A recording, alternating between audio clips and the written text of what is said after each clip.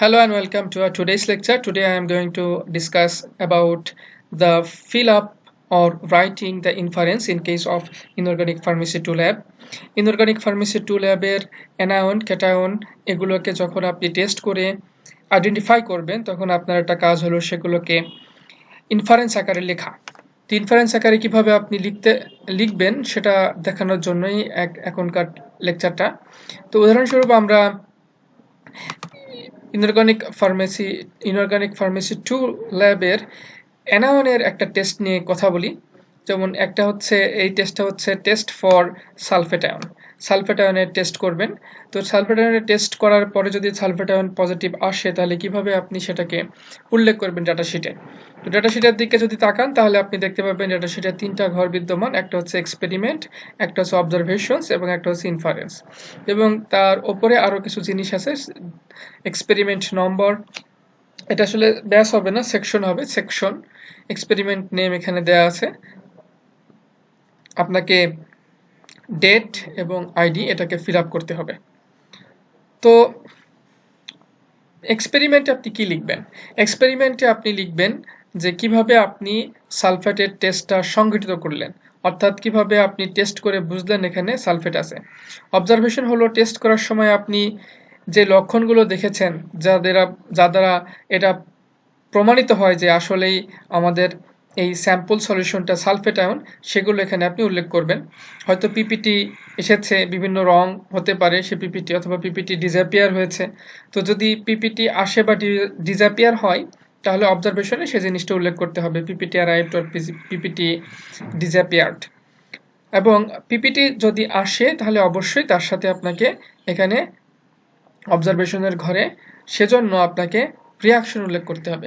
PPT যদি disappear করে তাহলেও আপনাকে এখানে সেজন্য রিয়াকশন লিখতে হবে। আর ইনফারেন্স হলো যে যেটা টেস্ট আপনি করলেন সেই টেস্টের জন্য কাঙ্ক্ষিত অবজারভেশন পাইলে আপনাকে ইনফারেন্স বা সিদ্ধান্তে আসতে হবে যে হ্যাঁ আমার স্যাম্পলে সেটা বিদ্যমান। তো সালফেট টেস্টের জন্য দুইটা পদ্ধতি, একটা হচ্ছে বেরিয়াম নাইট্রেট বা বেরিয়াম ক্লোরাইড টেস্ট, আর হচ্ছে লেড অ্যাসিডের টেস্ট। তো আমরা বেরিয়াম নাইট্রেটের টেস্টের কথা বলি।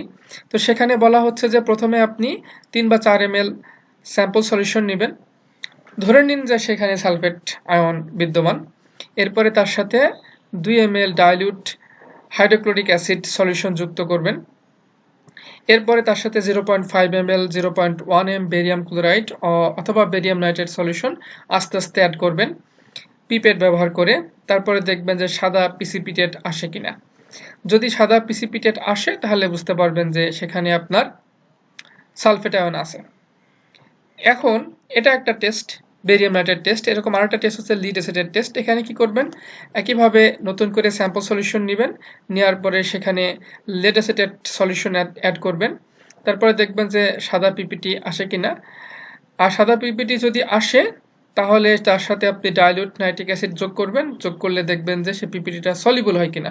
যদি পিপিটিটা সলিবল না হয় তাহলে ধরে নেবেন যে সেখানে সালফেট বিদ্যমান আছে। তাহলে এই হচ্ছে সালফেটের টেস্ট। টেস্টের সময় কি ধরনের রিয়াকশন ঘটে সেটা আপনি কোথায় পাবেন? এটা ছিল আমাদের প্রসিজার, 5 পয়েন্টে যেটা আছে প্রসিজারের ভিতরে বলা আছে এভাবে টেস্ট করবেন।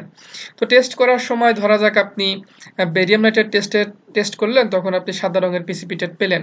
তো সাদা রঙের পিসিপিটেটটা কেন আসলো, সালফেটের সাথে কোন ধরনের রিয়াকশনে সাদা রঙের পিসিপিটেটটা আসে, সেই রিয়াকশনটা আপনি কোথায় পাবেন?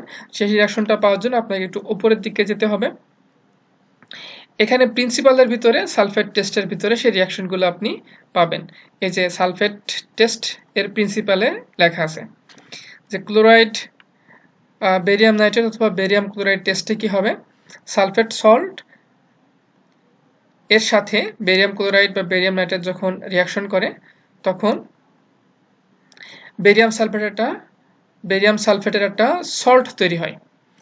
বেরিয়াম ক্লোরাইড এবং সালফেট মিলে বেরিয়াম সালফেটের সল্ট তৈরি হয়। যেই barium salt, sulfate salt of barium or barium sulfate is insoluble in water and forms white precipitate, but other salts of barium are soluble in water. তো শুধুমাত্র barium sulphate এর যে salt সেগুলো হচ্ছে সাদা রঙের হবে, যেটা পানিতে দ্রবীভূত হবে না। তাহলে আপনি বুঝতে পারবেন যে বেরিয়াম ক্লোরাইড দিলে যদি আপনার স্যাম্পল সলিউশনে সাদা প্রিসিপিটেট অ্যাপিয়ার করে তাহলে এখানে আপনার সালফেট আয়ন থাকতে পারে। আচ্ছা, তো আমাদের এই প্রোটোকলে লেখা ছিল হাইড্রোক্লোরিক অ্যাসিড অ্যাড করার কথা। হাইড্রোক্লোরিক অ্যাসিড কেন অ্যাড করা হয়েছে? যাতে কার্বনেট আয়ন যদি থাকে সে কার্বনেট আয়নটাকে রিমুভ করার জন্য হাইড্রোক্লোরিক অ্যাসিড অ্যাড করা হয়েছে। কারণ কার্বনেট যদি থাকে তাহলে বেরিয়াম কার্বনেটেরও কিন্তু সাদা রঙের প্রিসিপিটেট তৈরি হতে পারে। হাইড্রোক্লোরিক অ্যাসিড না থাকলে আপনি নাইট্রিক বা সালফারিক অ্যাসিড ইউজ করতে পারেন। তাহলে আমরা বুঝলাম যে স্যাম্পল সলিউশনের সাথে বেরিয়াম ক্লোরাইড অ্যাড করলে এরকম বেরিয়াম সালফেটের সাদা প্রিসিপিটেট পড়ে এবং সেটা হচ্ছে দ্রবীভূত হয় না পানিতে, এই জন্য প্রিসিপিটেটটা আমরা দেখতে পাই। তাহলে if addition of barium chloride causes formation of precipitate then sulphate is present. তাহলে আমরা বুঝতে পারলাম যদি বেরিয়াম ক্লোরাইড অ্যাড করা হয় তাহলে আমাদের স্যাম্পল সলিউশনের সাথে সালফেট থাকলে সেটা বেরিয়াম সালফেট তৈরি করে সাদা প্রিসিপিটেট তৈরি করবে, যেটা পানিতে দ্রবীভূত হবে না। তার থেকে আমরা বুঝতে পারবো এখানে সালফেট আয়ন বিদ্যমান। এই জিনিসটা হচ্ছে আমার রিয়াকশন। তাহলে আমাদের প্রিন্সিপাল থেকে আমরা বুঝতে পারলাম যে কি ঘটনা ঘটবে, আর প্রসিজার থেকে জানলাম যে কিভাবে কাজটা আমাদের সংগঠিত করতে হবে। তো এই রিয়াকশনটা আপনি অবজারভেশনে লিখবেন। যদি লেখেন প্রিসিপিটেট অ্যাপিয়ার্ড বা পিপিটি অ্যাপিয়ার্ড তাহলে আপনাকে অবজারভেশনে এই রিয়াকশনটা দিতে হবে। আচ্ছা, এটা গেল হচ্ছে নাইট্রেটের জন্য। লিড অ্যাসিডেটে কি হবে? তো যদি আপনি লিড অ্যাসিডেট অ্যাড করেন আপনার স্যাম্পল সলিউশনের মধ্যে যদি সালফেট থাকে তাহলে কি হয়? সালফেট সল্ট অফ লিড, তার মানে হচ্ছে lead sulphate. Lead sulfate is insoluble in water as well as in dilute nitric acid and forms white precipitate, but other salts of barium are soluble in water. তো lead sulfate যেটা তৈরি হয় lead অ্যাসিডের যদি যোগ করেন আপনার sample সলিউশনে তাহলে lead sulfateর সাদা পিপিটি তৈরি হয়। সেই সাদা পিপিটিটা আবার dilute nitric acid দিলে কোনো রিয়াকশন হয় না, অর্থাৎ সেখানে ডাইলুট নাইট্রিক অ্যাসিডের সাথে রিয়াকশন না হওয়ার কারণে lead sulfate যেটা তৈরি হয়েছিল সাদা পিপিটি সেই পিপিটি থাকে। তাহলে আপনি কি বুঝতে পারবেন এর থেকে? যদি আপনি স্যাম্পল সলিউশনে lead অ্যাসিডের যোগ করেন এবং সাদা পিপিটি পান এবং সেটা ডাইলুট নাইট্রিক অ্যাসিডে যদি সেটা সলিউবল না হয়, সুতরাং আপনি বুঝতে পারবেন সেখানে সালফেট আছে। তাহলে দুইটা টেস্ট মিলে আপনি কনফার্ম হবেন সালফেট আছে। তো এই যে টেস্ট দুটা করলেন, এই দুটা টেস্ট করার জন্য এখন আপনি ইনফারেন্স লিখবেন ডাটা শিটে। ইনফারেন্স লেখার জন্য প্রথমে আপনি কি করবেন? প্রথমে আপনার সেকশন, আপনি যে সেকশনে আছেন, ধরা যাক আপনি 3A সেকশনের, তো সেটা লিখলেন। এটা হচ্ছে এক্সপেরিমেন্ট নম্বরও 3A, এটা এক্সপেরিমেন্ট নম্বর এবং ডেট মনে করেন আজকের ডেটে দিই।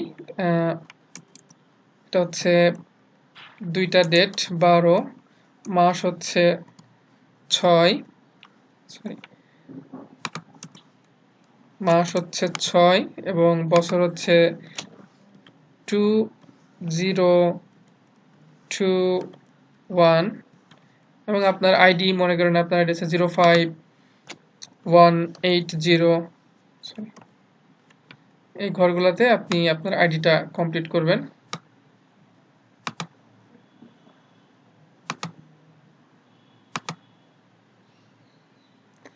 এটা হচ্ছে আপনার আইডি 160, এটা হচ্ছে মনে করেন আপনার আইডি, এখানে আপনি কমপ্লিট করে লিখলেন। তো প্রথমেই আমরা টেস্ট করছি স্যাম্পল নাম্বার যদি থাকে স্যাম্পল নাম্বারটা এখানে উল্লেখ করবেন। স্যাম্পল নাম্বার মনে করেন এখানে হচ্ছে ধরা যাক স্যাম্পল নাম্বার ছিল 3H, এটা হচ্ছে স্যাম্পলের নাম্বার ছিল যেটা আমাকে সাপ্লাই দেওয়া হয়েছে। এক্সপেরিমেন্টে আমি লিখবো কোথা থেকে? এক্সপেরিমেন্টে আমি লিখবো হচ্ছে এক্সপেরিমেন্টের ঘর হচ্ছে এখানে, এখান থেকে আমি এক্সপেরিমেন্টটা নিচ্ছি, এক্সপেরিমেন্টের ভাষাগুলো নিব। তো এই যতগুলো বাক্য আছে সবগুলো লিখবো না, এই বাক্যগুলোকে আমি সংক্ষেপে লিখব, আর অ্যাক্টিভ ফর্মে লিখবো না, প্যাসিভ ফর্মে লিখবো, কারণ আমি তো টেস্ট করে লিখতেছি। সুতরাং এখানে লেখা আছে যে করো, আমি বাংলায় লিখলাম কি লিখবো কি যে করা হয়েছিল। তাহলে কি করা হয়েছিল? ধরা যাক আমি 3 ml নিয়েছিলাম, তারপরে 2 ml ডাইলুট হাইড্রোক্লোরিক অ্যাড করছিলাম, তারপরে হচ্ছে বেরিয়াম ক্লোরাইড অ্যাড করেছিলাম। তাহলে আমি এটা এখানে কিভাবে লিখবো? লিখবো হচ্ছে যে 3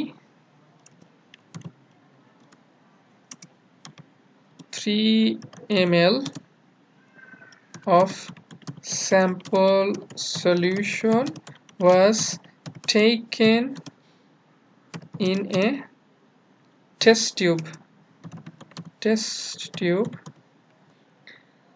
3 ml sample solution আমি টেস্ট টিউবে নিয়েছিলাম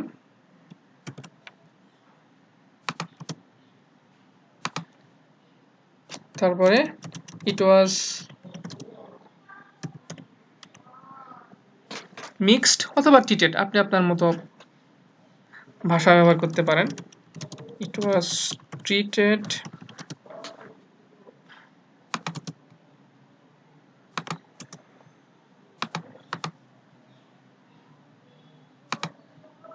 ট্রিটেড উইথ, কতটুকু কি দিয়ে ট্রিট করা হয়েছিল, এখানে লেখা আছে যে 2 ml ডাইলুট হাইড্রোক্লোরিক অ্যাসিড দিয়ে ট্রিট করা হয়েছিল। 2 ml dilute hydrochloric acid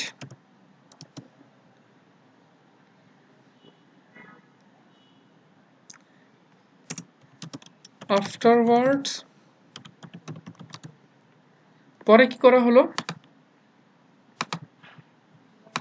afterwards treat করার পরে আমরা এখানে কি করেছি 0.5 ml 0.1 molar barium chloride salt তার সাথে অ্যাড করা হয়েছিল। Afterwards 0.5 ml 0.1 molar barium chloride salt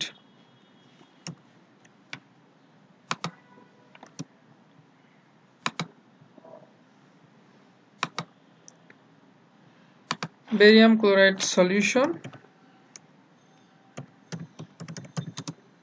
was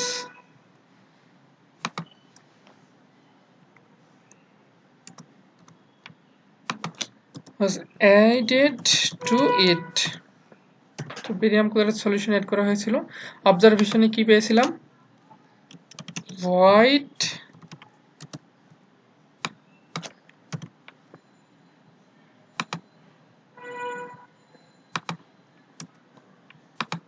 PPT appeared, আপনি আপনার মতো লিখতে পারেন PPT was observed, white PPT appeared। তো PPT যখনই আসবে তখনই আপনাকে রিয়াকশন দিতে হবে। আর রিয়াকশনটা হোয়াইট PPT appeared তার মানে সাদা PPT পেয়েছিলাম।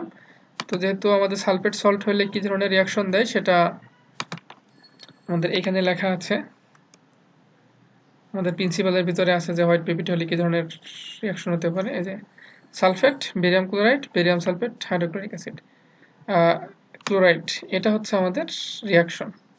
তো এই রিয়াকশনটা তখন আমাকে এখানে লিখতে হবে।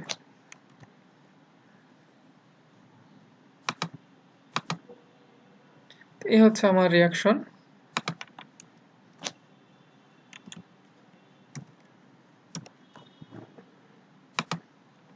সালফেট প্লাস বেরিয়াম ক্লোরাইড, এখান থেকে তৈরি হচ্ছে বেরিয়াম সালফেট এবং ক্লোরাইড আয়ন।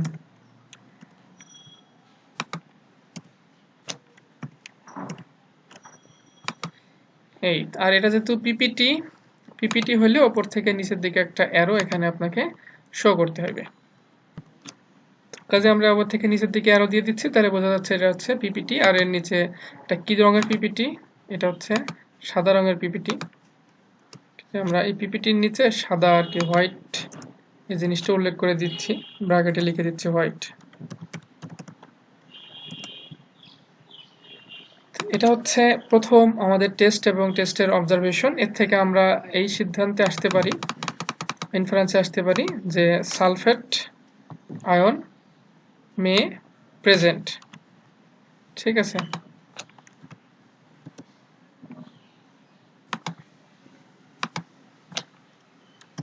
মে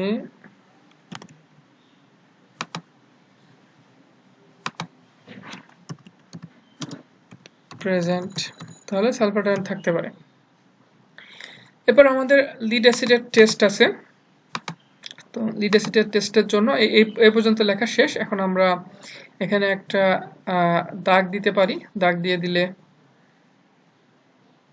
যদি দাগ দিয়ে দিই তাহলে আলাদা হবে আর কি। সালফেট টেস্টের পরে আমরা কনফার্ম করব, কাজেই আমরা এখানে একটা দাগ দিতে পারি।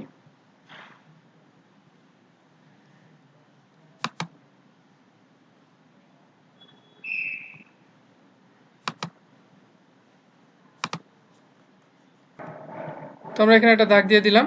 এরপরে সালফেটের আরেকটা টেস্ট আছে, ধরে নেন যে আমরা দুইটা টেস্টই করব। তো আরেকটা টেস্ট করার জন্য টেস্টের প্রসিজারটা এখানে বলা আছে, আমরা একটু প্রসিজারে আবার যাই। প্রসিজার যেতে হবে এই লেখার জন্য আর কি। এখানে অবশ্য প্রসিজারটা খুব সহজেই লেখা। 3 ml স্যাম্পল সলিউশন নিয়ে তারপরে হচ্ছে ফ্রি ড্রপস অফ ডিটাসেটেড সলিউশন অ্যাড করতে হবে, পিসিপিটি আসছে কিনা। তো ধরেন আমি 4 ml sulphur solution sample solution নিয়েছিলাম, আমি কি লিখতেছি 4 ml supplied sample solution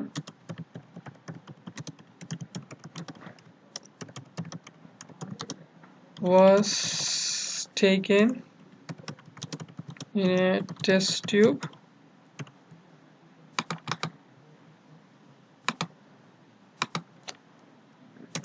and few drops of lead acetate was added to it. এ হচ্ছে আমার এক কথায় কি কাজ করেছিলাম তার বর্ণনা। এরপরে আমি কি দেখছিলাম যে সাদা PPT, white PPT was observed, তারা সিনোনিম ইউজ করতে পারেন। পিপিটি আসছে, কেন আসছে? কারণ এখানে রিয়াকশন হয়েছে। সেই রিয়াকশনটা কি? রিয়াকশনটা কোথায় পাবো? রিয়াকশনটা পাবো হচ্ছে আমাদের এই প্রিন্সিপালে। এই যে এ হচ্ছে আমাদের সেই রিয়াকশন, এই কারণে আমাদের হচ্ছে সাদা পিপিটিটা এসেছিল। তো আমরা রিয়াকশনটা এখানে দিয়ে দিচ্ছি, এই হচ্ছে আমাদের রিয়াকশন। আর এরপরে কি করছিলাম, পরবর্তীতে দেন dilute nitric acid was added to the PPT, মানে পিপিটি যেখানে আছে সেই টেস্ট টিউবে আমরা dilute nitric acid অ্যাড করেছিলাম, অথবা added to the test tube। এটা আপনাদের মতো করে আপনারা লিখতে পারেন, এখানে যা লিখছি তাই লিখতে হবে মোটেও এমন না, এটা জাস্ট বোঝানোর জন্য। dilute nitric acid অ্যাড করলে পিপিটি যায় নাই, পিপিটি didn't dissolve, কারণ আমাদের পিপিটিটা যাবে না। তো আগে বলে দেওয়া হয়েছে যে পিপিটি যাবে না, নাইট্রিক অ্যাসিডের সাথে তার কোনো রিয়াকশন নাই। তাহলে আমরা নাইট্রিক অ্যাসিড অ্যাড করার পরে, যে নাইট্রিক অ্যাসিড অ্যাড করলাম এখানে, অ্যাড করার পরে পিপিটি ডিজলভ হয় নাই, পিপিটি ডিডেন্ট ডিজলভ, ডিজলভ হয় নাই। তো এই টেস্টের মাধ্যমে আমরা এবার কনফার্ম হইলাম যে আসলে আমাদের স্যাম্পল সলিউশনে সালফেটই আছে। তো এখানে আমরা লিখছিলাম সালফেট মে প্রেজেন্ট, সালফেট থাকতে পারে, কিন্তু এখন আমরা কনফার্ম হয়ে গেছে যে এর মধ্যে সালফেটই আছে। তাই আমরা এখানে লিখতেছি সালফেট আয়ন কনফার্মড। এখন কনফার্ম হয়ে গেল যে এখানে সালফেট আয়নই আছে। তো এভাবে করে আপনারা হচ্ছে ইনফারেন্সটা লিখবেন। আশা করি বুঝতে পেরেছেন।